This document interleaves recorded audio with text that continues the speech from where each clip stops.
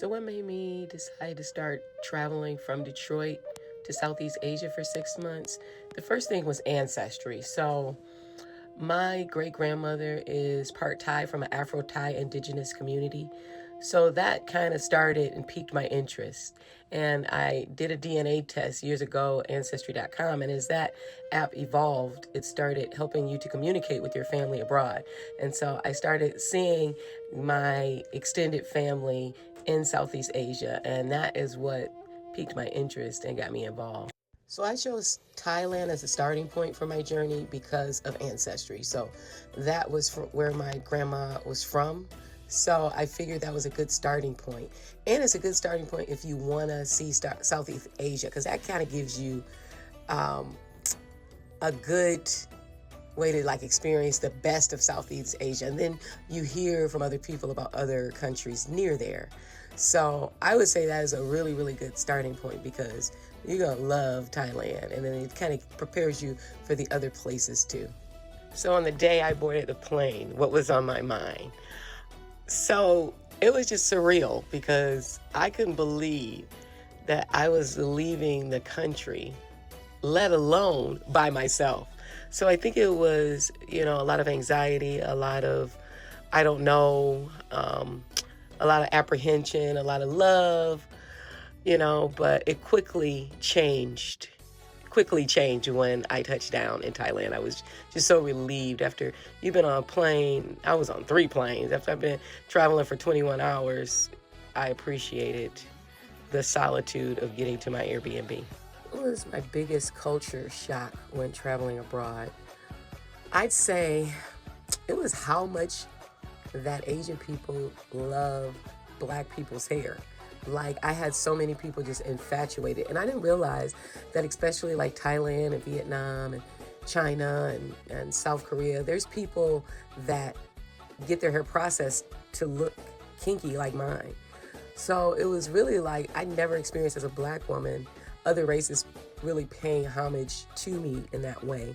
Even when going to Africa, it was a different experience. So I think that I was different and it was more celebrated and decorated. And that was a beautiful thing.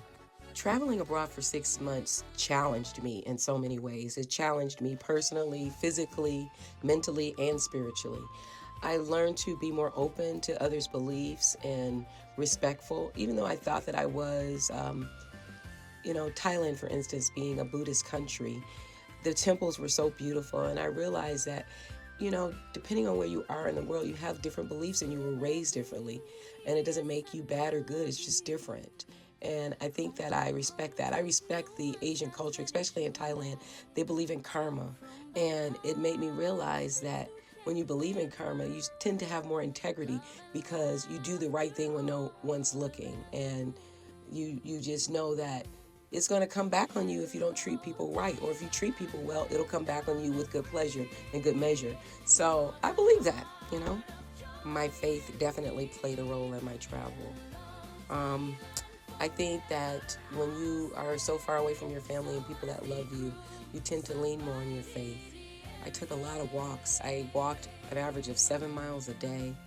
I was healthier, so I nourished my body and everything was intentional. I ate really, really good whole foods and didn't really eat fast foods. I fasted every day and minimized my meals and my intake, and that helped strengthen my brain. It was just really, really something special.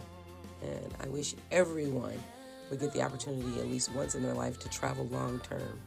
My favorite part of traveling abroad in Asia was meeting my family. It was really nice to know that, I have an Asian culture that's part of my family, and it explains a lot about me, my mildness, my compassion, my love, and my caring for people and community.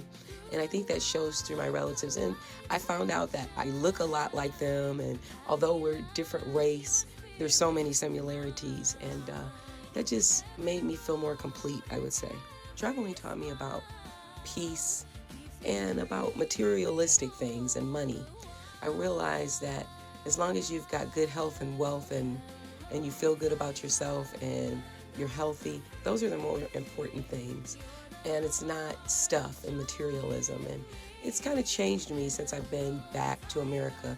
I don't spend as much, or I don't require as much, I don't need as much. I'm more satisfied, I would say, with the things that I have, and more grateful and have a lot more gratitude for what I have and what I've been blessed with. So after traveling to so many countries in 6 months, do I see America differently? Absolutely, I do. I have a lot of respect for America, believe it or not, because all my family and most of the people I love are here. But it has made me be more intentional with my time and value things differently, and not value materialistic things like a lot of Americans. So value things like my health, and do things and strive to be better, and not get caught up into politics and rivalries or dislikes, and just concentrate more and be more optimistic and concentrate on the things that I do like. So those are the questions that so many people had, and I wanted to answer those questions. I did not want to show the person that was asking me those questions, so that's why I'm kind of looking away. God bless. 'Cause I make it so easy to fall in love.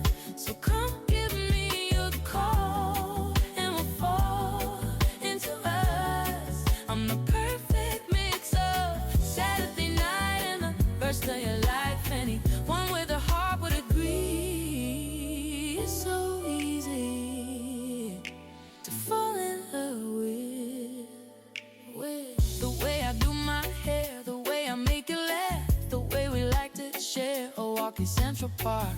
I could be fresh air, might be the girl of your dreams. There's no need to hide if you're into me, 'cause I'm into you quite